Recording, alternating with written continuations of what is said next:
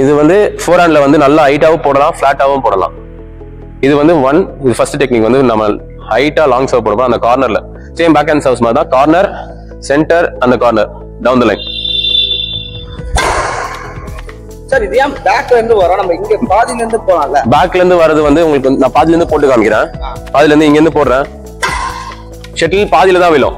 அங்க சென்டர் கோர்ட்ல விழுறப்ப அடிக்க முடியும், உங்களுக்கு ஸ்மாஷ் அடிக்க முடியும்.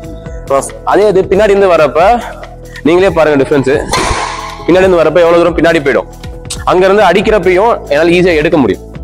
அதனாலதான் ஷட்டில் வந்து இங்க இருந்து போடவே கூடாது. ஃபோர் ஹேண்டுக்கு பின்னாடி இருந்து வந்து ஃபாலோ த்ரூ மேல தான் வரணும். ஃபாலோ த்ரூ வந்து நம்ம ஷட்டில் டிராப் பண்ணிட்டு ஃபாலோ த்ரூ இங்க வந்து கம்ப்ளீட் ஆகும். சைட்ல ஏன்னா நம்ம வந்து கிராஸ் கோட் தானே போடுறோம். கிராஸ் கோட் போடுறப்ப நம்ம வந்து ஸ்ட்ரைட்டா இப்படி கொண்டு போனா சம்டைம்ஸ் பால் வெளியே போறது சான்சஸ் நிறையவே இருக்கு. ராக்கெட் ஆட்டோமேட்டிக்கா எந்த டைரக்ஷன்ல கொண்டு போறீங்களோ அந்த டைரக்ஷன்ல ஷட்டில் டிராவல் ஆகும்.